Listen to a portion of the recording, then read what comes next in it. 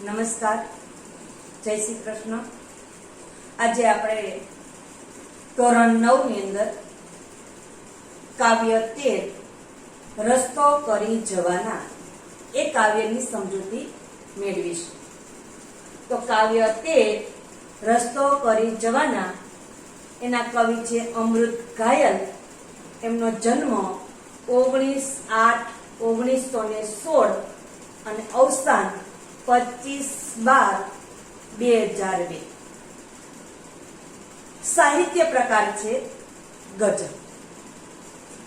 હવે આપણે કવિ પરિચય મેળવીએ। અમૃતલાલ લાલજીભાઈ ભટ્ટ ઘાયલનું વતન રાજકોટ જિલ્લાનું સરદાર છે। સુર અને શમણા, રંગ, રૂપ, જાણી, અગ્નિ તેમજ ગઝલ નામે સુખ વગેરે તેમના કાવ્ય સંગ્રહ છે। આઠમો જામ ખુમારી માં તેમની સમગ્ર કવિતા પ્રકાશિત થઈ છે। ગઝલકાર તરીકે એમનું મહત્વનું પ્રદાન છે। તેમને રણજીતરામ સુવર્ણચંદ્રક એનાયત કરવામાં આવ્યા છે। રસ્તો કરી જવાના મનુષ્યની અડગ ખુમારીને વ્યક્ત કરતી ગઝલ છે। અપાર મુશ્કેલીઓમાં પણ ઈશ્વર પર શ્રદ્ધા રાખી અડગ આત્મબળથી દરેક પરિસ્થિતિમાં રસ્તો કરી જવાના એ આ ગઝલનું કેન્દ્ર બિંદુ છે। કવિ અમૃત ઘાયલ જુદા જુદા શેરમાં અનેક દ્રષ્ટાંતો દ્વારા કાળને પણ પડકાર આપે છે। રસ્તો કરવો એ અહીં વિશિષ્ટ શબ્દ પ્રયોગ છે। જીવનની વિવિધ સ્થિતિમાં કેમ પાર ઉતરવું એની ખુમારીની આ ગઝલ છે। હવે આ કવિ પરિચય પ્રાપ્ત કર્યા બાદ હવે આપણે આ કાવ્યનું ગાન સાંભળીએ।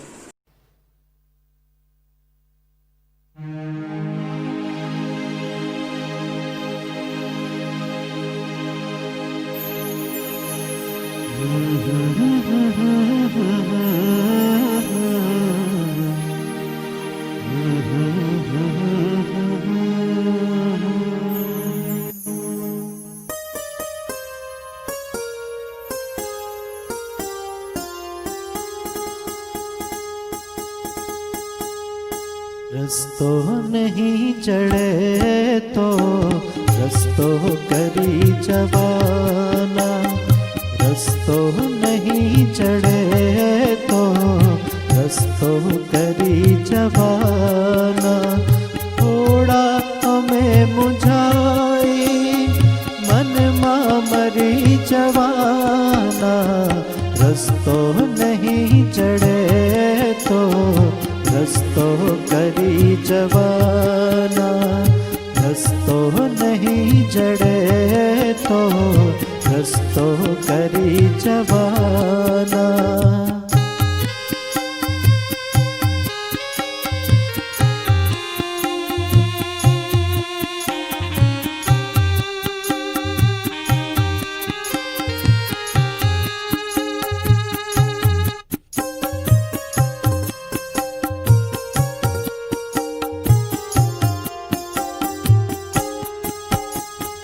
निज मस्त थई जीवन हाँ पूरु करी जवाना।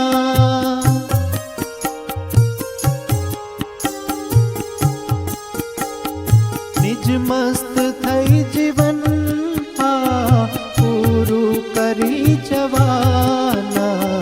बिंदु मही डूबी ने सिंधु तरी जवाना। बिंदु मही डूबी ने सिंधु तरी जवाना। थोड़ा हमें मुझाई मन में मरी जवाना। रस्तो नहीं जड़े तो रस्तो करी जवाना।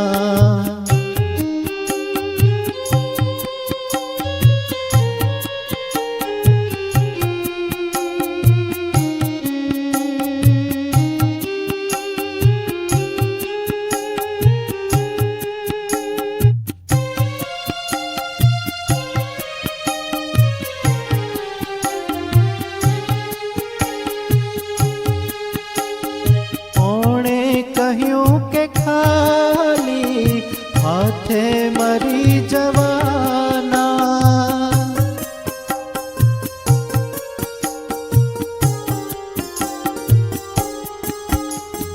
કોણે કહ્યું કે ખાલી હાથે મરી જવાના?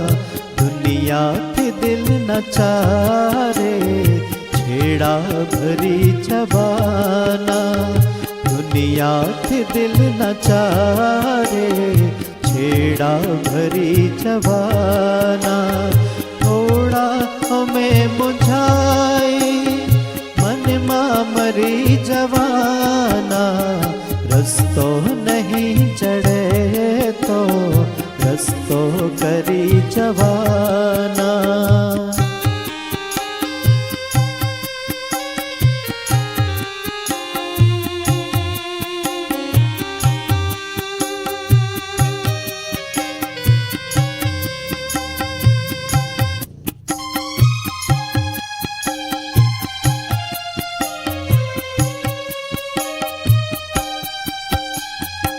એકાત્મબળ અમારું દુઃખ માત્રની દવા છે.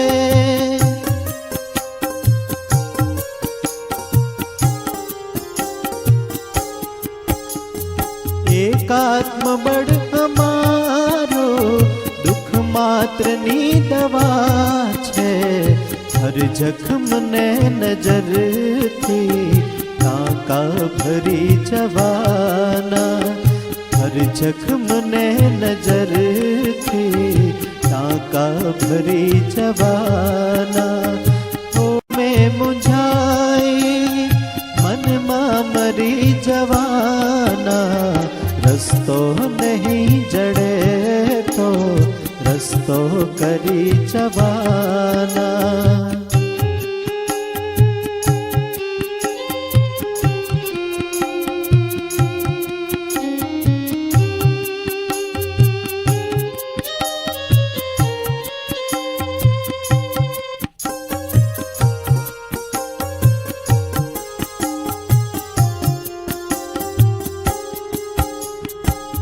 કાળ કઈ નથી ભય તું થાય તે કરી લે.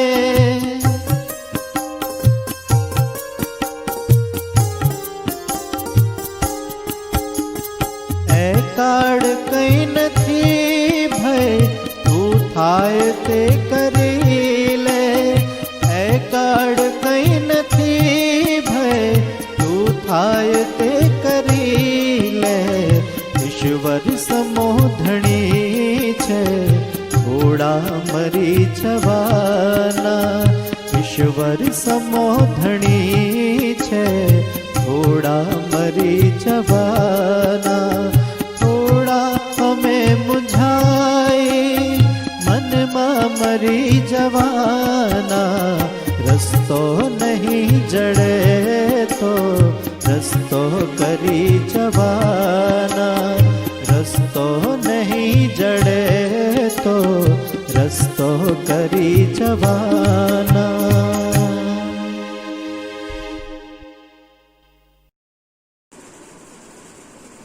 કાવ્યનું ગાન સાંભળ્યા બાદ હવે આપણે કાવ્યની સમજૂતી જોઈએ. આપણે પેલો શેર છે, રસ્તો નહીં જડે તો રસ્તો કરી જવાના. થોડા અમે મુંજાઈ મનમાં મરી જવાના. કે રસ્તો નહીં ચડે તો રસ્તો કરી જવાના. અમને રસ્તો નહીં મળે તો અમે શું કરવાના છીએ? રસ્તો કરી જવાના. થોડા અમે મુંજાઈને મરી જવાના. એટલે કે જીવનમાં સુખેથી જીવવાનો કોઈ માર્ગ નહીં જડે તો અમે ગમે તેમ કરીને માર્ગ શોધી કાઢશું. શું અમે મુંજાઈને મનમાં શાંત થઈ જવાના અથવા તો ચૂપ બેસી રહેવાના નથી. બીજો શેર છે, નીચ મસ્ત થઈ જીવન આ પૂરું કરી જવાના. બિંદુ મહી ડૂબીને સિંધુ તરી જવાના. સરસ મજાની વાત કરી છે આપણને કવિ એ ઘાયલે કે નીચ એટલે પોતાનું. નીચ મસ્ત થઈ જીવન આ પૂરું કરી જવાના. એટલે કે અમે તો અમારી મસ્તીમાં આખું જીવન પૂરું કરી નાખવાના. અમે અમારો મસ્તીમાં આખું જીવન છે તે પૂરું કરી જવાના છે. પછી બિંદુમાં ડૂબીને સિંધુ તરી જવાના. બિંદુમાં ડૂબીને, બિંદુ એટલે ખબર ને, ટપ, એક પાણીનું ટીપું, એ બિંદુમાં ડૂબીને સિંધુ તરી જવાના. સિંધુ એટલે સમુદ્ર અથવા સાગર. કે બિંદુમાં ડૂબીને અમે સિંધુ તરી જવાના. એટલે એનો અર્થ એવો થાય કે થોડા ઘણા સત્કર્મો એટલે કે સારા કર્મો કરીને પણ જીવન રૂપી સમુદ્રને અમે તરી જવાના છીએ. ફરીથી એ બીજો છે જોઈએ, અમે તો અમારી મસ્તીમાં જીવન પૂરું કરી દેવાના છીએ. બિંદુમાં ડૂબીને સિંધુ એટલે કે સમુદ્ર તરી જવાના. એટલે કે થોડા ઘણા સત્કર્મો કરીને પણ જીવન રૂપી સમુદ્રને અમે પાર કરી જવાના છે અથવા સમુદ્ર અમે તરી જવાના છે. પછીનું છે, કોણે કહ્યું કે ખાલી હાથે મરી જવાના, દુનિયાની દિલના ચારે છેડા ભરી જવાના.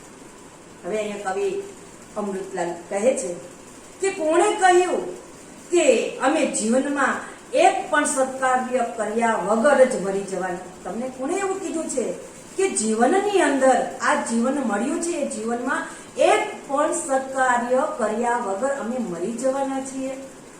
બીજી લીટીમાં કહે છે કે અમે તો દુનિયાની તમામ વસ્તુઓ અને લાગણીઓથી અમારા દિલના ચારેય છેડા ભરી જવાના છે. બીજી લીટી કીધી છે કે અમે તો દુનિયાની તમામ વસ્તુઓ અને લાગણીઓથી અમારા દિલના જે કે ચારે છેડા છે, અમારું આખું હૃદય છે, એ હૃદયને અમે એ ભરી દેવાના છીએ. પછી ચોથો શેર આવે છે કે મનમાં વિચાર શું છે? મનમાં વિચાર શું છે? અવિરામ કઈ દીપક છે, પ્રકાશ આંધીઓમાં પણ પાથરી જવાના. સરસ મજાની વાત આમાં કહેલી છે કે મનમાં શું વિચારો છો? મનમાં શું વિચારો છો? અનેક દીપક તો હંમેશા પ્રકાશિત છે. કે મનમાં શું વિચારો છો? અનેક દીપક તો હંમેશા પ્રકાશિત છે. કે દીપક છે ને એ હંમેશા પ્રકાશિત જ રહે. અવિરામ દીપક, અવિરામ એટલે કે ક્યારે અટકે નહીં તેવું, ક્યારેક વિસામો લે નહીં તેવું. એટલે કે છે મનમાં શું વિચારો છો? અનેક દીપક તો હંમેશા પ્રકાશિત છે, જીવનની આંધીઓમાં પણ એનો પ્રકાશ પાથરી જવાના. બીજી લીટીમાં કીધું તો આપણે કે પ્રકાશ આંધીઓમાં પણ પાથરી જવાના. એટલે કે છે જીવનની આંધીઓમાં, જીવનની આંધીઓ એટલે કે મુશ્કેલીઓ, જીવનની જે આંધીઓમાં પણ એનો પ્રકાશ પાથરી જાય. એટલે કે જીવનની ગમે તેવી કઠિન પરિસ્થિતિમાં પણ વિચાર રૂપી પ્રકાશના અંજવાળા પાથરી જવાના છે. પછી 5મા શેરની અંદર આપણને કવિ કહે છે કે એક આત્મબળ અમારું દુઃખ માત્રની દવા છે. એક આત્મબળ અમારું દુઃખની માત્રની દવા છે, પ્રકાશ આંધીઓમાં દવા છે, હર જખમને નજરથી ટાંકા ભરી જવાના. એક આત્મબળ અમારું દુઃખ માત્રની દવા છે, હર જખમને નજરથી ટાંકા ભરી જવાના. જખમ એટલે ઘા. હવે કે છે દુઃખની એકમાત્ર દવા છે. દુઃખની એકમાત્ર દવા એ અમારું શું છે? આત્મબળ છે. જો અમારું આત્મબળ મજબૂત હોય તો ગમે તેવી મુશ્કેલી આવે તો અમને કોઈ કઈ નડવાનું નથી. એટલે કે દુઃખની એકમાત્ર દવા એ અમારું આત્મબળ છે. જીવનના દરેક જખમને એટલે કે ઘાને નજરની ટાંકા ભરી જવાના. નજરના દરેક જખમને નજરથી ટાંકા ભરી દેવાના. એટલે કે જીવનના દરેક જખમને અમી નજરથી રૂજાવી દેવાના. પછીનો છે 5મો છે, એટલે 6થો છે, સમજો છો શું અમોને સ્વયં પ્રકાશ છીએ? સમજો છો શું અમોને સ્વયં પ્રકાશ છીએ? દીપક નથી અમે કે ઠાર્યા ઠરી જવાના. સમજો છો શું અમોને સ્વયં પ્રકાશ છીએ? દીપક નથી અમે ઠાર્યા ઠરી જવાના. સરસ મજાની વાત આપણને એમાં કરી છે કે તમે અમને શું સમજો છો? તમે અમને શું સમજો છો? અમે તો સ્વયં પ્રકાશ છીએ. અમે દીપક નથી, તમે બુજાવો અને અમે બુજાઈ જઈએ. અમે દીપક નથી, દીપક એટલે દીવો. દીપક અમે દીપક નથી કે તમે ફૂંક મારો કે હાથની તાપલી મારો તો અમે બુજાઈ જઈએ, ઠરી જઈએ. પણ અમે તો સ્વયં એક જ્યોત છીએ, પ્રકાશ છીએ. કે અમે દીપક નથી, તમે બુજાવો અને અમે બુજાઈ. તમે અમને શું સમજો છો કે અમે તો સ્વયં પ્રકાશ છીએ. અમે દીપક નથી, તમે બુજાવો અને અમે બુજાઈ જઈએ. પછી 7મો શેર છેલ્લો આવે છે. અહીં કારણ કંઈ નથી, ભય તું થાય તે કરી લે. અય એટલે અરે, કાળ એટલે સમય. અરે કાળ સમયને કહે છે. અરે કાળ એટલે કે સમય. કંઈ નથી, ભય તું થાય તે કરી લે. ઈશ્વર સમો ધણી છે, થોડા અમે મરી જવાના. સરસ મજાની વાત કરી. હે કાળ, અમને તારો જરા પણ ડર નથી, ભય નથી, બીક નથી. તારાથી થાય તે કરી લે. તારાથી થાય તે કરી લે. ઈશ્વર જેવો અમારો ધણી બેઠો છે, અમે થોડા કઈ મરી જવાના છીએ. સરસ, ફરીથી કહો. હે કાળ, અમને તારો જરા પણ ડર નથી, ભય નથી. તારાથી થાય તે કરી લે. ઈશ્વર જેવો અમારો ધણી બેઠો છે, અમે એમ કઈ થોડા મરી જવાના. હવે આ કાવ્ય અહીંયા પૂર્ણ થાય છે. હવે થોડુંક આપણે વ્યાકરણ તરફ નજર કરીએ તો એમાં શબ્દાર્થ એટલે કે શબ્દ સમજૂતી આવે છે કે જળવું એટલે મળી જવું, બુજાવવું એટલે અકળામણ થવું, નિજ એટલે પોતાનું, અવિરામ એટલે નિરંતર, સિંધુ એટલે સમુદ્ર અથવા સાગર, જખમ એટલે જખમ અથવા ઘા, કાળ એટલે સમય, સમૂહ એટલે જેવો, અને ધણી એટલે માલિક અથવા સ્વામી. હવે વિરુદ્ધાર્થી શબ્દ આવે છે તો કે અવિરામ એટલે વિરામ, પ્રકાશ એટલે અંધકાર, ભય એટલે અભય અથવા નિર્ભય. જો આજ ગઈ 10માની જે બોર્ડની પરીક્ષા હતી ને એમાં આ પૂછવાનું હતું વિરુદ્ધાર્થી તરીકે.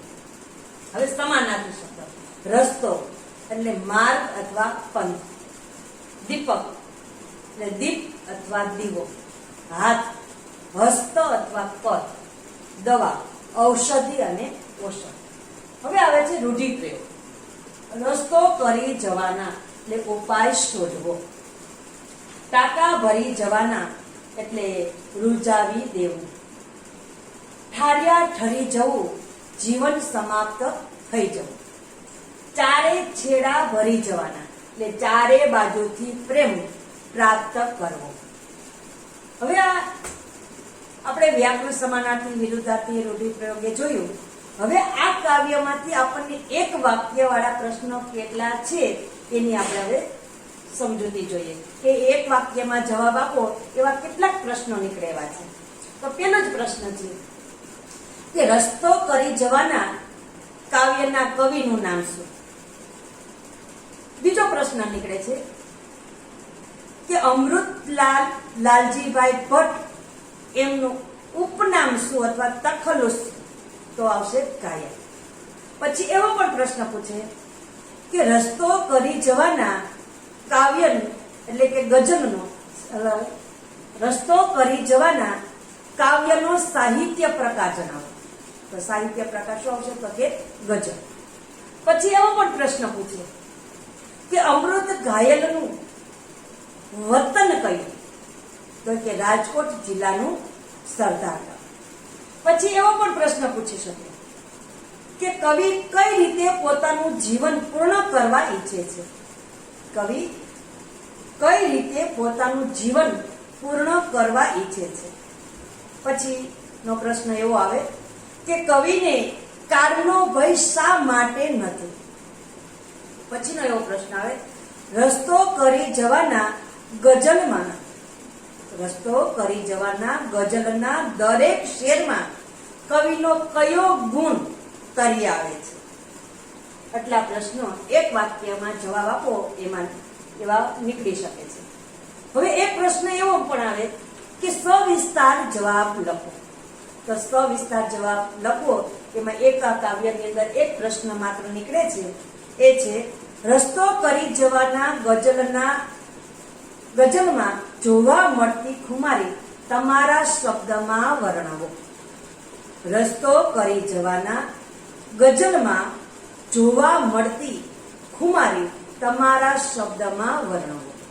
એટલે આ કાવ્યની અંદર એટલે કે રસ્તો કરી જવાની ગઝલ છે, એ ગઝલની અંદર આપણને જે ખુમારી છે, આમાં ખુમારી જેમ આપણને જોવા મળે છે, કવિએ જે બતાવી છે એ ખુમારી આપણે આ કાવ્યને આધારે આપણા તમારા શબ્દની અંદર આ જવાબ લખવાનો છે. હવે અહીં આપણે આ કાવ્યની સમજૂતી મેળવી, વ્યાકરણમાં થોડીક નજર કરી, પ્રશ્નોની અંદર થોડીક આપણે ચર્ચા કરી. હવે આપણે તમને આ બધું સમજાઈ ગયું હશે એવી હું આશા રાખું છું અને આ કાવ્ય આપણે અહીંયા પૂર્ણ કરીએ છીએ.